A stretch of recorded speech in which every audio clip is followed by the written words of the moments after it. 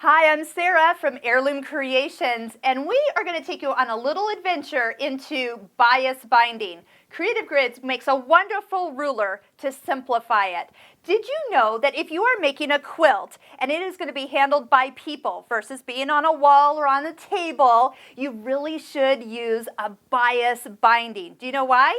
Because if you use straight grain like I usually do, you're finding that the lengthwise grain or widthwise grain, depending on which way you cut, we're going to find that it's going to wear out easily because there's just a single thread right along that edge. But if you cut from the bias, you have lengthwise and widthwise grain going different directions, plus you're doubling it over. And if you get a little wear, there's lots of threads to hold it for the lifetime of the use of the quilt. So we are finding that people just don't know how to cut bias binding using a regular ruler. That's where this ruler is going to come in. It is called Bias Binding Simplified. Everything you need to know is written on the ruler. So we're going to take you step by step how to fold for bias binding and then a seamless way to join it together after it's been sewn on your quilt. Other information on here is examples of how many inches you'll get from a half a yard, 3/4 of a yard, and even a yard of fabric. So you'll know exactly how much to cut. Are you ready to see the magic of using bias binding? So are you thinking about all the quilts that you probably didn't do bias binding on and should have? Well, from today on out, you will definitely keep that in mind when you do your next project. The Bias Binding Simplified ruler has the non-slip grids all the way around, and you can cut both 2.5 inch or 2 1/4 inch width binding, depending on which line you follow. Also, here are the measurements for how many inches you'll get from a half a yard of fabric. And that's about what I have here on the board. We're going to go ahead and show you how to fold it up first. Take that bottom corner and fold it up to the top. And then take your top corner and fold it down. So you kind of create this little arrow. Now, if your fabric is much bigger, and even though this isn't too big, I'm going to fold this down again. Just go ahead and give that a little tuck and fold. So the first thing we need to do is cut about 1/4 of this edge off. You can use one of the lines across the top here as a guideline. So I'll just go ahead and trim. Now, since I am right-handed, what I am going to do is just go ahead and flip this around. So we will be working from this side.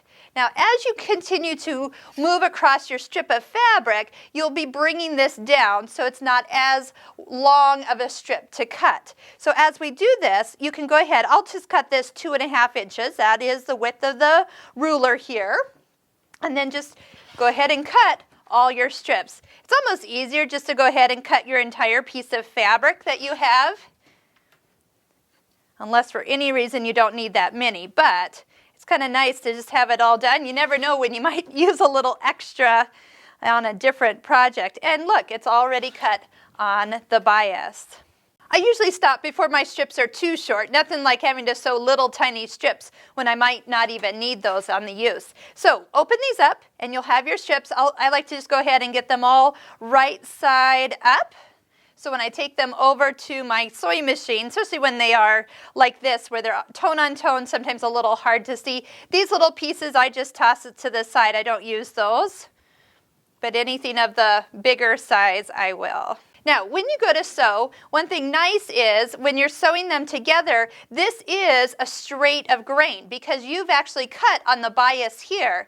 Another thing nice about bias is this does not unravel, so it's a very clean cut once you've actually cut. So I'm going to take this to the sewing machine, go ahead and stitch these all together, and then we'll get ready to show you how we connect them after you put them around the quilt. Now to connect the ends together. This is super simple using this ruler. So I've stopped about 12 inches from where I've started. What I want to do, I have some extra fabric that we had a little extra binding left over, no problem. I'd rather have too much than too little. And I'm going to just go ahead and snip that about where I left off. You're going to need a marking pen, and you can just take the fabric strip and just slide it underneath where you were. So make sure that's nice and tight there. I'm just giving it a little slide. Okay, here's where you're marking. You're going to put a mark on the front where this raw edge of this binding catches the new piece and then flip it over and do the exact same thing on the back side. Those two little marks we're going to connect with the ruler. Open this up, lay this flat, place the ruler. Now the ruler has a half-inch overlap for final joining. So make sure that you place the dotted line on the marks you just made, and then go ahead and draw. This is going to be your cutting line. And all you have to do is cut. That half-inch is the 1/4-inch seam allowance for each side. So that's why we only have to do it to one side here.